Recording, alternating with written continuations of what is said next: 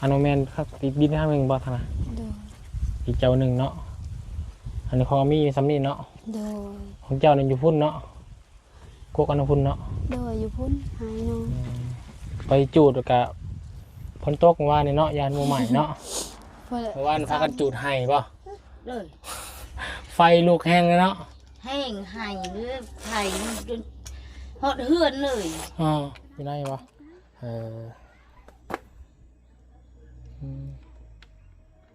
nó đúng tao bơn từ hả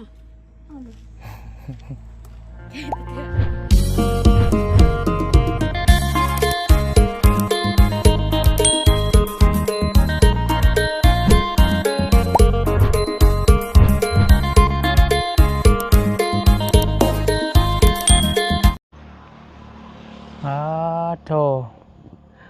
อามีเห็ดแล้วพี่น้องเอ้ยเนาะอามีอ้ายน้องกองมีเห็ดแล้วพี่น้องเอ้ยผู้แป้นเติดบาดนี้เมื่อวานนี่พี่น้องเอ้ยเนาะ6 เครือไปเบิดมาบาดนี้แป้นเติดเราเห็ดพี่น้องเอ้ยเนาะทางอามีเนาะทางไห้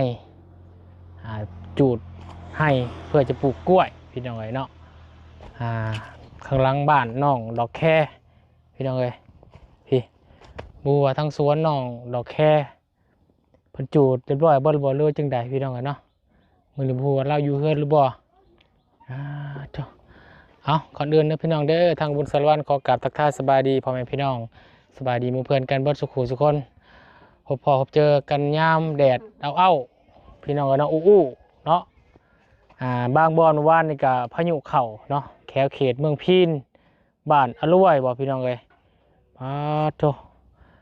หลังคาพายุดูร้อนเอาไปเบิดว่าซั่นเนาะโอ้ยเห็นแล้วก็ตาดูต้นศาสตร์พี่น้องเอ้ยเนาะนี่แหละภัยธรรมชาติเพิ่นบ่เว้นได้พี่น้องเอ้ยเนาะสีทุกข์สีรวยหรือจนเนาะเพิ่นบ่เว้นภัยธรรมชาติเพิ่นนี่กวางหน้าแม่นทำเบิดพี่น้องเอ้ยเนาะมีแต่ระมัดระวังไว้เด้อช่วงนี้เนาะพายุฤดูร้อนเข้ามาหลังสงกรานต์พี่น้องเอ้ยเนาะพบเจอกับบุญมื้อนี้ก็เนาะก็สิมาเยี่ยมยามคือเก่าพี่น้องเอ้ยเนาะแล้วก็เรื่องเสาบ้านของน้องกองมีเนาะทางบุญก็ไปหาอยู่บอนเพิ่นรอเสาแล้วเพิ่นยังพักสงกรานต์อยู่เนาะไปถามแต่ว่ามีอยู่เสาแต่ว่ายังบ่ครบจำนวนพี่น้องเอ้ยเนาะเราต้องรอถ่าให้ทั้งคนงานเพิ่นมารอเสาให้เฮาเติมพี่น้องเอ้ยผมสั่ง12 เสาเนาะแต่ว่าได้เสาแล้วจะมาส่งลงให้กับน้องกองมีเพิ่นพี่น้องเอ้ยให้มันแล้วมันทั่วเนาะในขั้นตอนแรกของน้องกองมีเพิ่นพี่น้องเอ้ยส่วนน้องดอกแค่เฮาพี่น้องเอ้ยเนาะเป็นจังได๋เนี่ยพี่น้องเอ้ย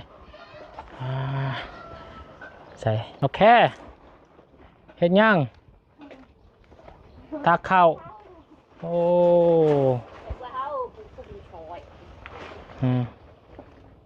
สบายดีแม่ไปดีสบายดีคนขยันสบายดีเด้อตากอยู่ใช่นี่บ่พันแล้วก็สิเอาไปซีข้าวมันกระดับเอาข้าวไปซีตากแล้วเลยตั้งแล้วแบบว่าข้าวมันแห้งได้ปีกายเด้ก็เลยบ่ได้อันนี้บ่ข้าวน่ะคุณอยู่เปล่าอันนี้ตัวเขารีบที่อันนี้พัดคืนอันนี้ตัวมันรีบเนาะเขารีบเสียไม่ซีบ่ะนี่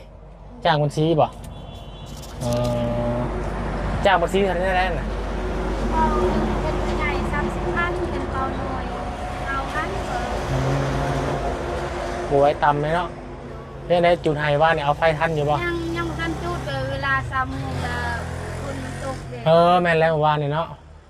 ฝนตกพี่น้องเอ้ยตอน1 โมงก็จุดให้อ้า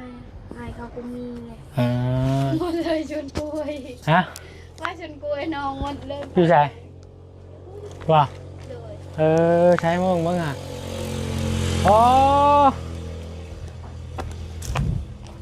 แม่นแล้วไฟมันลวกเนาะ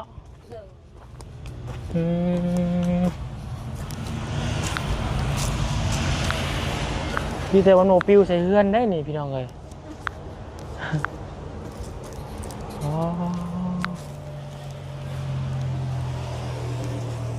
จ จะได้บาทเลยฮะ ไม่ได้ขาย บริขายแล้วเนาะ โดย อ๋อมันลวกหอดไปเลย ยังได้แต่ยังซองซ้ำกกแถวนี้แหละยัง อ่า เบื้องพุ่นหมดเลย ไฟมันแห้งเดีย อ่าแห้งลีเนาะพี่หอ โด ด ย พี่แมมเบดเลยพี่น้องเลยกล้วยหลายเติบเลยเนาะ โดยมันเป็นมากมันแล้วอะพอดีแบบว่ายังเดือนหนึ่งกับแก้มันแล้วแต่ประทันแล้วประทันไฟ ทุกหลับขับเลยเราเห็ดเนาะ โดย กล้วยเรามันมุนหมดเลย มันบ่ได้แก่มันบ่ได้เป็นต่อบ่มันไฟลวกอะ เพราะมันซ้ำนี้ยังประทันแก้ปันใดเลยก็ว่า มัน ซ้ำ สิ นี้ แก่อีกวันมันถือไฟแบบนี้เนาะ โดยมันดำหมดแล้วไพ่ซื้อ เนาะบ่งามเนาะ โดย อืมพี่น้องเลยคือสิแห้งแล้ววานนี่เนาะไฟเนาะ แห้งแบบว่าภูกามาซอยเบิงไฟนี่เบิงเฮือนเขาปบมันเลยเขาบอกกล้าอยู่เด็ก พี่ ไฟ ลวกเบิดเลย มัน นะมื้อนี้พี่น้องเลยแค่นั้นจะเป็นสังกะสีเนาะ โดย ถ้าเป็นแพร่หญ้านี่ยันใหม่แล้วเฮือนนี่ อันนี้มันดำหมดแบบนี้เห็นไหม เออ นี่มีแบบว่าดำหมดเลยแบบนี้ มาวันนี้เพิ่นบ่ซื้อได้แบบนี้เนาะ โดย พี่ลวกก็เลยผักเคียงขี้เล็กแล้วพี่น้องเลยแค่นี้จะเป็นค่าแม่น้ำเนาะ โดย ค่าหวยแต่ว่าค่าหวยมันขึ้นมาเพิ่มไปเลยเนาะ แบบว่าต่อนำเดี๋ยวแถวนี้มันก็เมื่อวานนี่ก็แบบว่า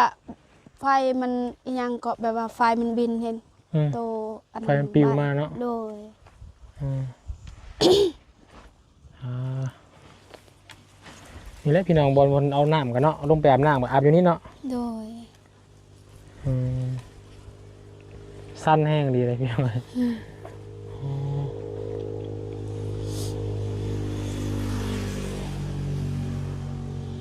เต้าไผ่ใส่ เอาคนเบื้องนั้นเพื่อนเล่าวิทย์ครูติดทาง นี่บ่ โดย เด็ดเตาทานหันเนาะ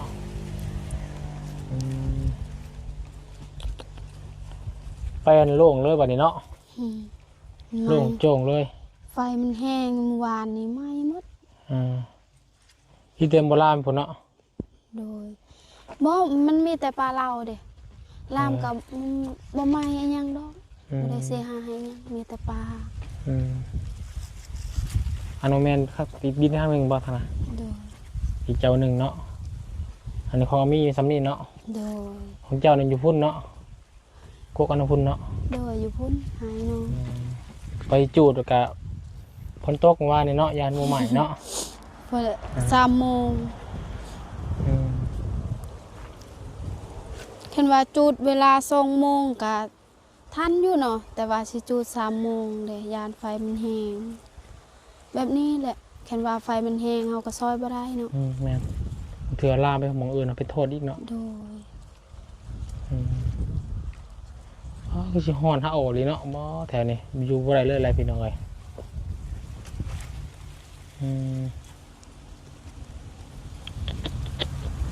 โอ้โหกินข้าวกินน้ำแล้วบ่ กินแล้ว กินแล้วได้ยังกินมาเนี่ย กินเขียดการเมื่อวานนี้ โอ้ไปก้าน โดยแบบว่าฝนตกแล้วก็การอยู่นี่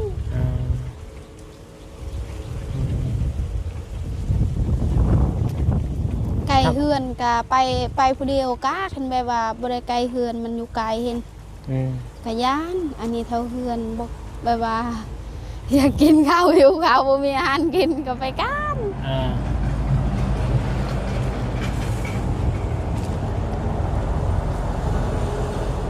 ไปก็ได้อยู่เนาะการเขียดกันเนาะ ดู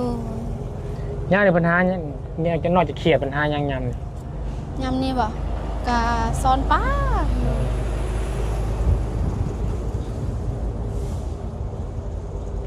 ยำเขาจุดให้ได้กินแบบว่ายำแบบว่ามักไปการอีหยังเห็น ด้วย เห็นว่ายำเขาจุดให้อีหยังได้แบบว่ามีอาหารกิน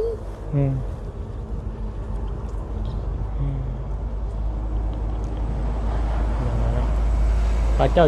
จูผู้เดียวเนี่ยก็ว่าสิเอาท่านอยู่บ่ไฟเนี่ย บ่ทาน ค้างเบิดแล้วบ่ เหมือนมันลามนะ ทางหมดแล้วแบบมันเป็นทางเด้แล้วก็กวาดมันเหลือแบบมาใบไม้ยัง ไฟมันปิวเนาะเปลวไฟเนาะไฟมันปิวเนี่ย ซ้ำนี่แหละน้องเนี่ยอันนั้นทางเขาอันนั้นน้องกวาดหมดแล้วหมู่บ้านนี่ หัวใจไฟมันลามแล้วทางออกกว้างบ้านนี่พี่น้องล้มรถนี่แหละแต่เฮาว่าบ่ได้รถไฟเนาะ โดยเห็นว่าลมแหงเนาะ แหงมาแล้วก็โทษหอกแท้มันไก่ส่วนมันเนาะมันเป็นยังเนาะ โดยนั่นส่วนเขาเบื้องนั้นก็หมด เพิ่นบ่ให้บ่เนาะ บ่เขาบ่ให้เด้ จำเป็นแล้วเนาะ โดย มันถ้าเอามาจู่ก็จะ ที่แบบว่าที่ไผที่มันเนาะแบบว่าส่วนเฮาไกลให้เขาเวลาเขาจุดให้ไม่ก็ย่าแล้วสิไปโทษผู้หนึงบ่ได้โทษผู้หนึงดอก โทษกันดอกเนาะ โดย มันก็บางเทื่อที่น้องก็จูดกับถึงมือบ่เป็นหยังเนาะ โดย มันจำเป็นมันหลีกเลี่ยงบ่ได้เด้พี่น้องเอ้ย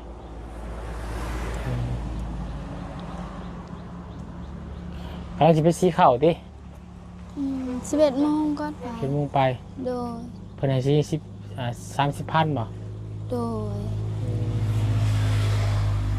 เหนื่อยแล้วพี่น้องไปสิไปจูดให้ทางให้มาสิมาตำข้าวอีกบ่ไหวแล้วเนาะ โดย ต้องหาคนมาซอยแล้วน้องโอเค จักหาอยู่ไส หาแล้วเบิดหาผู้บ่าวมาซอยแหละ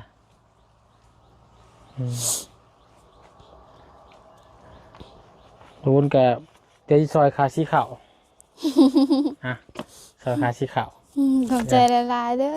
ซอยคาสีขาวพี่น้องเอ้ยให้ได้ซอยแล้วก็ซอยได้สั่งสบุญซอยได้เด้อ โดย ซอยมาให้มาหมดไฟนี่ผมบ่ไหวแล้วหมดไฟนี่เขาอยากบุญแลนป๊บแล้ว ว่าวานนี่แบบว่าปบหมดพอเขาเลี้ยงอีหยังอยู่แต่เอื้อยเขาบ้านสกี้เห็นแล้วก็แม่มีแต่3 คนเอาอยู่แถวนี้เด้ ย่าน เขา ไฟ ปบหมดเลยเขา ย่านไฟมันมาเนี่ยเนาะ โดย ผู้เจ้าของเพื่อนเอาเฝ้า เจ็บหมดคอ ห้อง จ บ่ นบ่ได้ห้องแต่แบบว่าไฟมันแห้งอีหยังจักมันฮ้อนแห้งเนาะ เปลวไฟมันเข้ามาเนาะ โดย ลวกบดเป็นยังไงอันนี้หอดมันนี่เนาะพี่เนาะ เห็นว่าแบบว่าเฮือนเป็นหญ้านี่หมดเลย ถ้า เนาะ เกิดเป็นหญ้าอยู่ร้อยนี่ โดย เห็นว่าเพื่อนเป็นอันนี้ เกือบเป็นป้อแม่บดมันลวกไปเนาะพ่อเนาะพี่น้องเลย ฮอดพูดแต่ว่าเฮือนหญ้านี่หมดเลยเนาะ เป็นทั้งหญ้าเรียบร้อยเพื่อแล้วกันน้องดอกแคคนนี้พี่น้องเลยอันนี้เป็นเงินสังกะสีมัน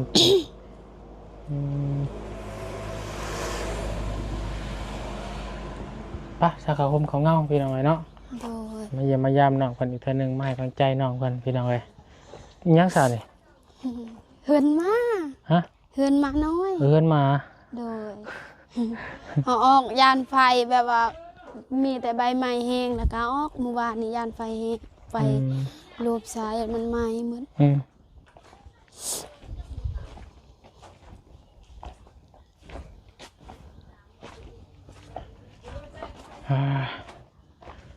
เอาอีกมันนี่กันเนาะพี่น้องเลย 1 โมงจะหน่อยก็ลุยต่อแหละ ฮะ ยังสิจุดให้น้องต่อ1 โมง 1 โมงป่ะ โดย อ๋อย านคือเมื่อวานนี่จุดตอนแรงยานฝนตกเนาะเลยบ่ทันเด้อ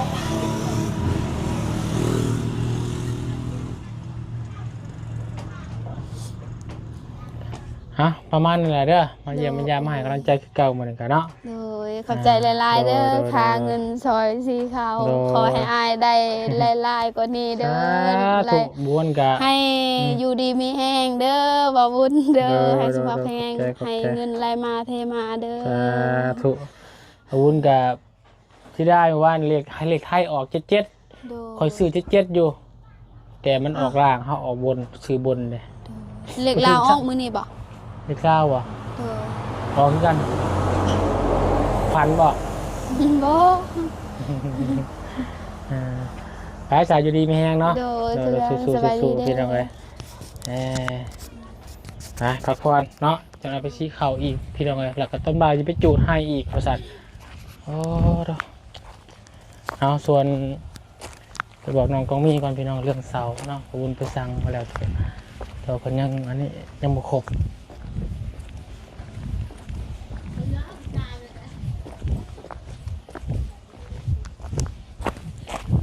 ไฟไหม้ไฟไหม้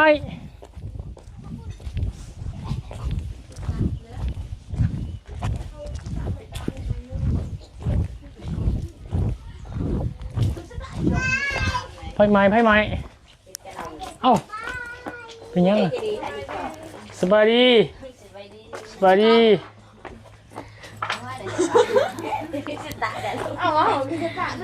กินยัง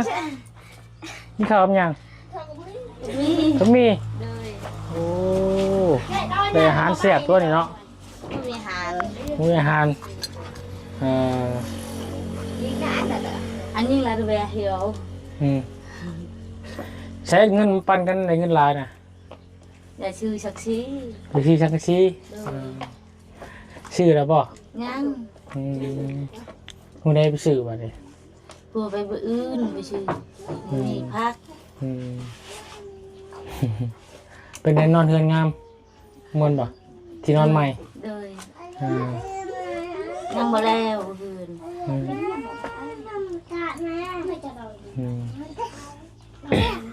นอนที่นอนใหม่มันจะได้น้องเพิ่มได้เนาะสลองที่นอนใหม่โดยยังบ่มี อันนี้ดอกก่อนมันจะไปรอสิตามให้เลยบ่มีนึ่งยังบ่มีสักปักจาด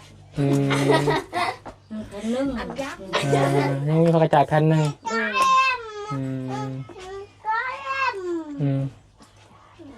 มันยังบวครบบ่ใช้ผ้าบุญไปเบิ่งหน่อยเบิ่งหะไปเบิ่งเงินงามจับปะสบายดีน้องใจดีเห็นบ่หูบไอทรงไห้นะทรงไห้น้องแต่จริงเนาะหูบไทยชุบเจ้าวันเด้เอาหูบไทยเจ้าขอขมาพ่อแม่วันเด้อยู่น้องแต่จริงเด้อเพื่อเจ้าจะเก็บไว้เด้เก็บไว้เป็นที่ลึกเด้แล้วก็เซาไอไปเบิ่งไห้แล้วแต่ว่าเพิ่นยังบ่ได้เปิดห้านเด้อลุงน้องเพิ่นยังเล่นม่วนอยู่ถ้าได้กินข้าวแล้วบ่แต่ยังกินแกงยังมีไปเบิ่งเพื่อนทำมีก่อนอายเจ้าเลยเนาะมีว่าซื้อเราเนี่ย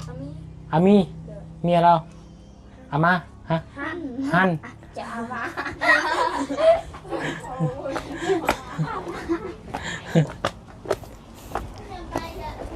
นี่แหละพี่น้องเลยเนาะหลายต่อหลายคนเนาะคอมเมนต์กันเข้ามาอยากให้มาถ่ายทำเพื่อนหลังนี้พี่น้องเลยเนาะเพราะว่าเราอยู่กับลูกผัวพี่น้องเพื่อนหลังน้อยอันนี้ว่าที่ว่ายังบ่พอนะเนาะ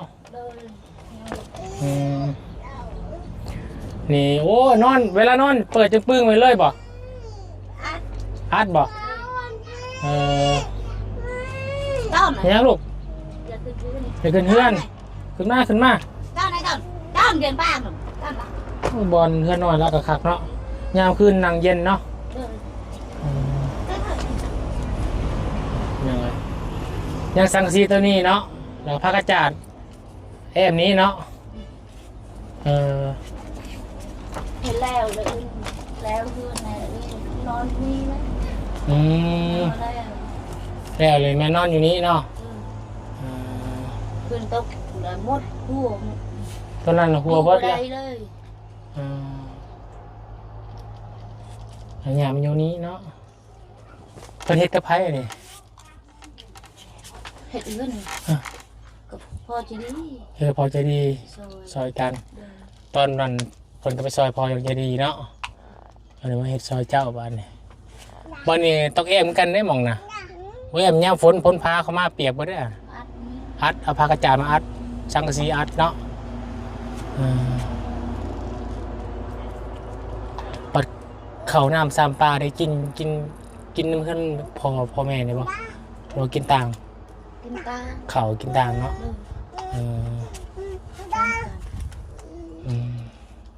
เมื่อวานพากันจูดไห้ป่ะ เลย ไฟลุกแห้งเลยเนาะ แห้งหายเรื่อยไผ่จนหดเหือนเลย อ๋อ หมด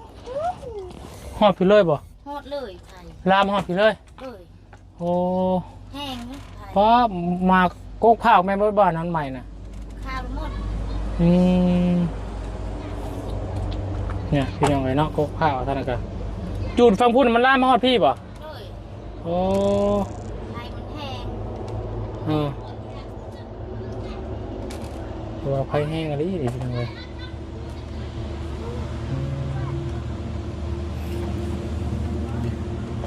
เนาะพี่น้องเนาะสิพากันปลูกกล้วยว่าบัดเนี่ย ปุกอุ้ย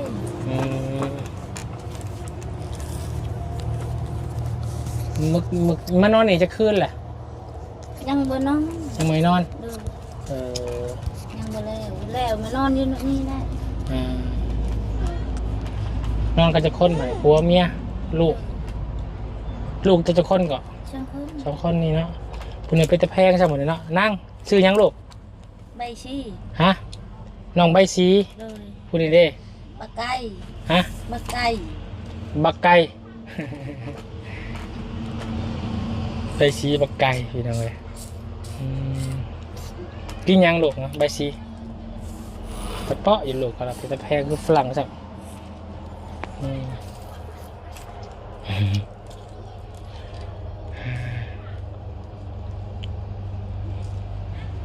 ตัวทางอาจารย์เราเมื่อน่ะก็มามอบเงินให้ถ้าได้ก็อาจารย์เรามามอบเงินให้เมื่อน่ะ ช่วงลานเก้า 2,900เนาะเอาซื้อสังกะสีว่าขาจาดเนาะ เลือดที่ละพวกเจ้าอย่าปลูกกล้วยสับจางปลูกกล้วย อืม เฮ็ดผู้เดียวยันบ่ไว้น้องเอ้ย เหนื่อยเลยเนาะเอาสิ เสี แล้ว ยหญ้าแล้วผู้เดียวผู้ ทางให้แล้วผู้เดียวผู้จักไปไว้เฮ็ดผู้ลูกตัวใหญ่ไปเฮ็ดนำผู้เฮ็ดนำผู้ก็ลูกก็ไปนำย่านแดดในย่านเจ็บผู้เจ็บ เป็นห่วงลูกไงเนาะลูกยังน้อยพี่น้องยังเชียวอีกบ่ลูกเลย บ่เอานะ พอแล้วเนาะ เออ ยิงซาแล้วพอดีแล้วเนาะ เออ 2 คนเลยพี่น้องเลยเอาว่า ครับสองคนเลยพอดี ร้านเขามีเงินแล้วเนาะ เลย เสื่องมียังกับแพงพี่น้อง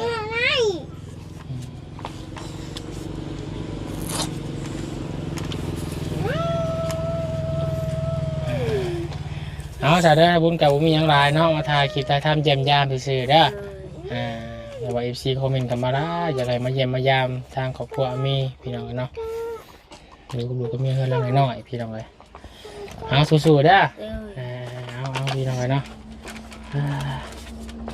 ไปใช่พี่น้องเลยเนาะสำหรับที่นี่ทั้งบุญกะบุญมีอย่างหลายเด้อพี่น้องเด้อพาพี่พ่อน้องมาหักมาส้มมาเยี่ยมมายามเนาะทางครอบครัวน้องของมีของดอกแค่เนาะทางครอบครัวเท่ามีพี่น้องเลยเนาะไปโอเคเลยพี่น้องเด้อลำลาแล้วคลิปนี้สบายดีกันเบิดสุขทุกคนขอบุญขอบคุณขอมุ่งขอบใจพ่อพี่น้องFCเบิดสุขทุกคนที่ติดตามรับชมเป็นกำลังใจกับบุญสารวัตรตลอดมาเนาะสำหรับคลิปนี้ทางบุญเองไปแล้วขอบกล่าวคำว่าสบายดีโอ้ขมุมพาเอาเข่าไปซีละพี่น้องเลย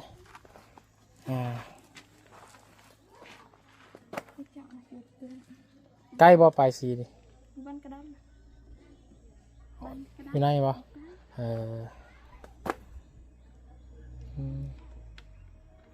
nó đúng tao bên từ hả cái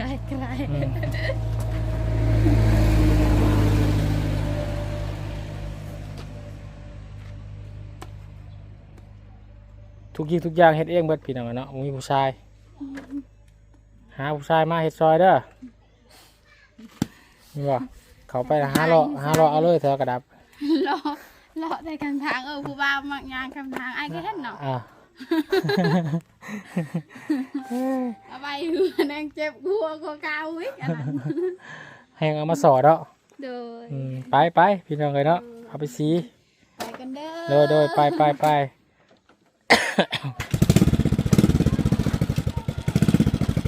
ปึ๊บได้ไปเอาลงมาจังเลยปึ๊บ